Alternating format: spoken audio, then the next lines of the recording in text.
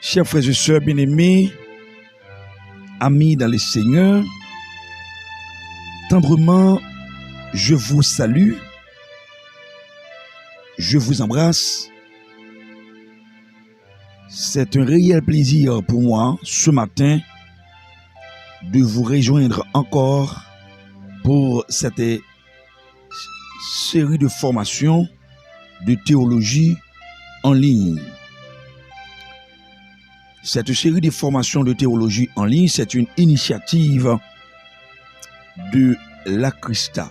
Acrista, l'Académie du Christ de la théologie appliquée, c'est une maison des études universitaires, scientifiques et théologiques.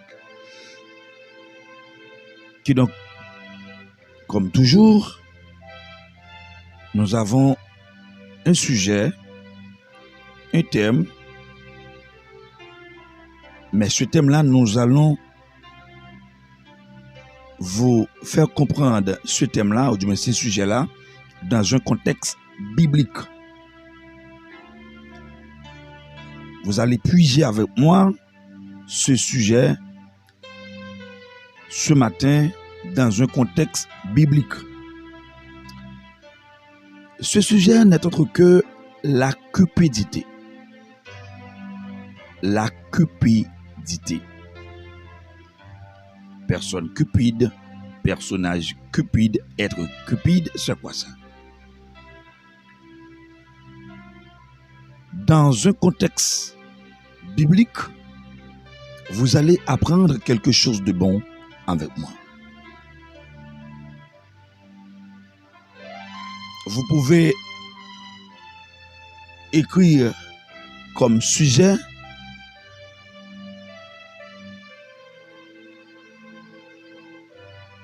que dit la Bible de la cupidité? Ou qu'est-ce que la cupidité dans un contexte biblique?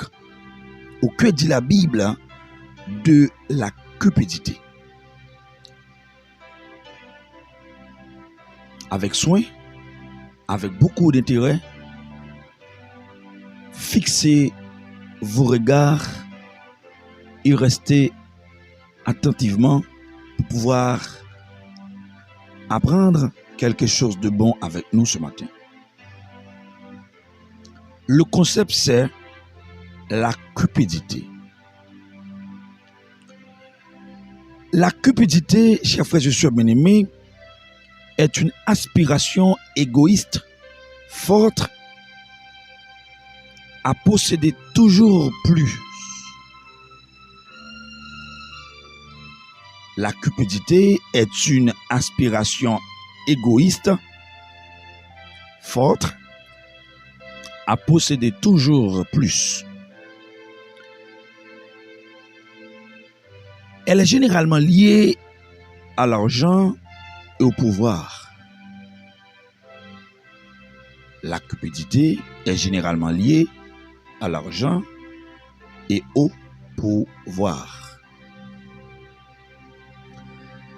La Bible contient un grand nombre de mises en garde contre la cupidité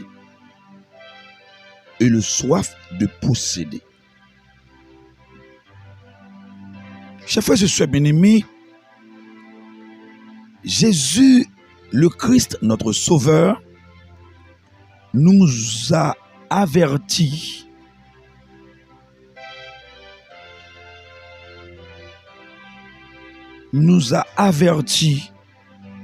de ce concept-là, de ce sujet-là, de ce mot-là.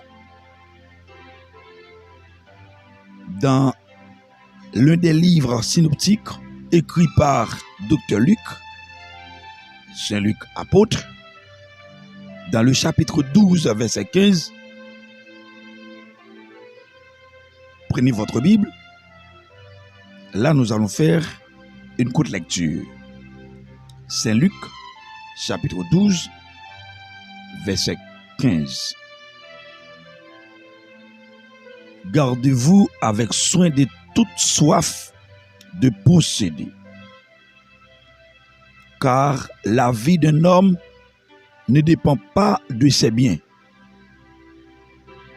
même s'il est dans l'abondance. Gardez-vous avec soin de toute soif de posséder, car la vie d'un homme ne dépend pas de ses biens, même s'il est dans l'abondance.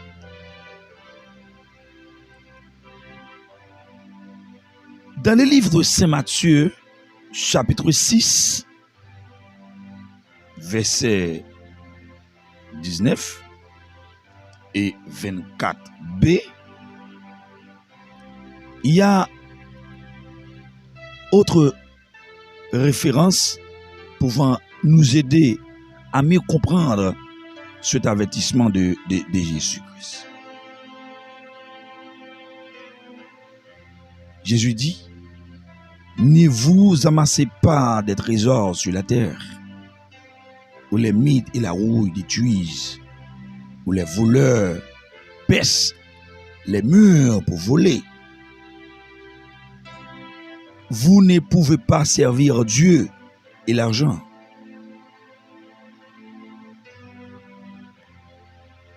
Chers frères et sœurs bien-aimés, Jésus a-t-il cherché à gagner beaucoup d'argent? Non. Non. Au contraire, il s'est fait pauvre pour nous. Jésus-Christ s'est fait pauvre pour nous selon 2 Corinthiens chapitre 8, verset 9. Vous lisez? Il n'avait pas un endroit où il puisse reposer sa tête.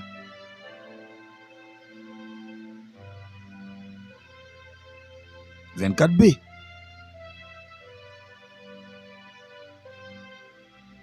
Il n'avait pas un endroit où il puisse se reposer sa tête. Selon Matthieu chapitre 8, verset 20, Jésus n'a pas non plus recherché le pouvoir.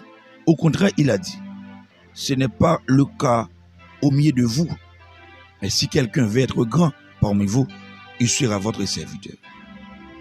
Et si quelqu'un veut être le premier parmi vous, qu'il soit l'esclave de tous.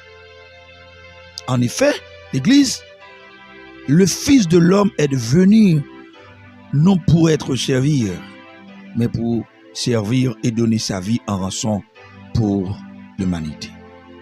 Selon Matthieu, selon les livres de Saint Marc, chapitre 10, versets 43 et 45. Chers frères et sœurs, la cupidité et la soif de posséder sont des pièges qui entraînent la ruine et la destruction. L'amour de l'argent est en effet à la racine de tous les maux. La Bible avertit les chrétiens de ne pas mettre leur espérance dans des richesses incertaines. 1 Timothée chapitre 6, 9 à 10, 17, 18. À partir de cette portion écriture, nous pouvons tirer une leçon concrète. Là où parle la convoitise, la cupidité et le désir excessif de posséder plus sont des formes d'idolâtrie. Et Éphésiens chapitre 5, verset 5 dit: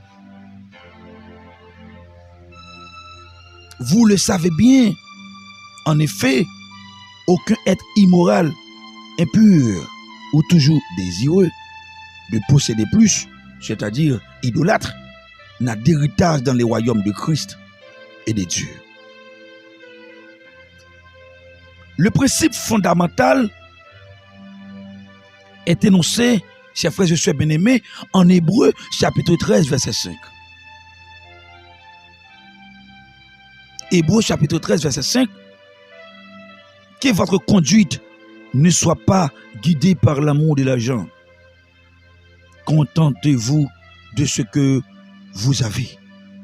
En effet, Dieu lui-même a dit: je ne te délaisserai pas et je ne t'abandonnerai pas.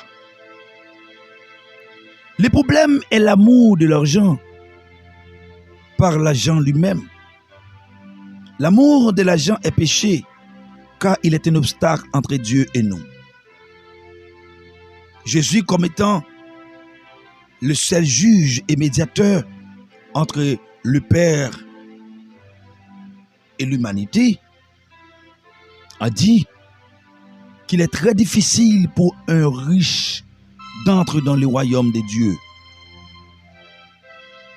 Quand le jeune homme riche lui a demandé ce qu'il devait faire pour hériter la vie éternelle, Jésus lui a répondu de vendre tous ses biens et de donner l'argent aux pauvres.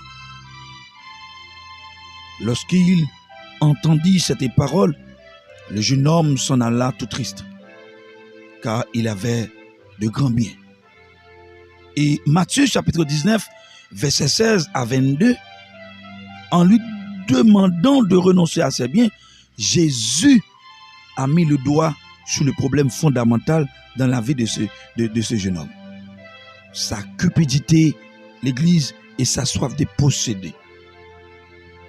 Cet homme ne pouvait pas suivre Jésus parce qu'il suivait déjà l'argent. Son amour du monde interférait avec son amour de Dieu. La cupidité ne comble jamais nos désirs. Le plus souvent, plus nous possédons, plus nous sommes avides de posséder plus. L'Église, nos biens matériels ne nous protégeront pas. Écoutez ça, nos biens matériels ne nous protégeront pas, ni dans cette vie, ni dans l'éternité.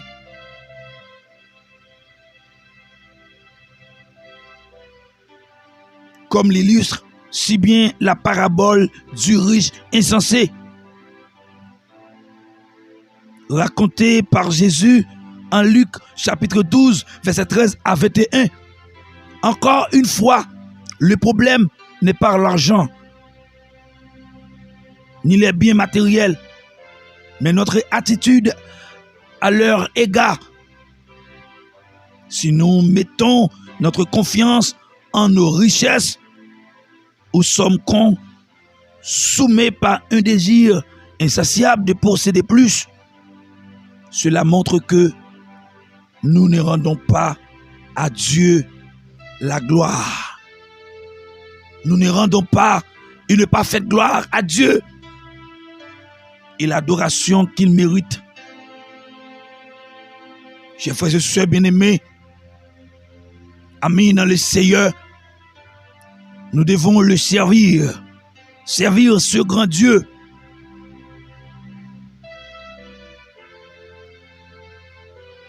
Nous devons le servir. Pas perdre notre temps à chercher à nous enrichir. Selon Proverbes chapitre 23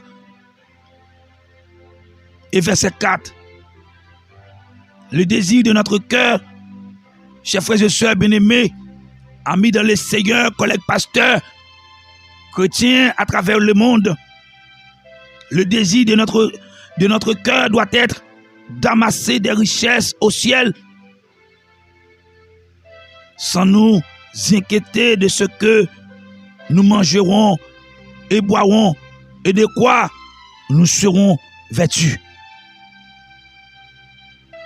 Recherchez d'abord le royaume et la justice de Dieu. Et tout cela vous sera donné en plus. Recherchez d'abord le royaume et la justice de Dieu. Et tout cela vous sera donné en plus. Chers frères et sœurs, amis auditeurs, ceux qui sont aux abords de ce grand podium, de cette belle plateforme Radio, Télévision, Fondation Tabernacle à Christa. C'est un conseil salutaire.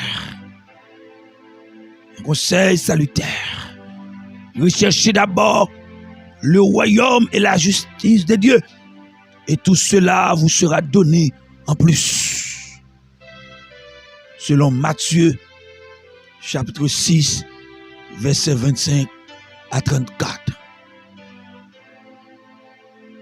Lisez attentivement cette portion écriture que je viens tout juste vous partager, vous donner. Matthieu chapitre 6, versets 25 à 34. Recherchez d'abord le royaume et la justice de Dieu.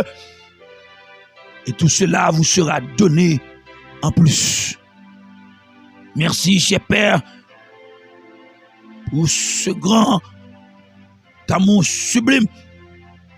Merci pour cette grâce infinie. Merci pour votre parfaite assistance, Seigneur. Merci pour tout. Merci pour la vie. Merci. Merci, nous t'en prions. Merci. Merci. Merci. Chers frères et sœurs bien-aimés, que Dieu vous garde. Que Dieu vous bénisse. Restez accrochés pour la prochaine série de cette formation de théologie en ligne. C'était votre ami, votre frère, votre serviteur, révérend pasteur Williamson Nomil. Bye bye.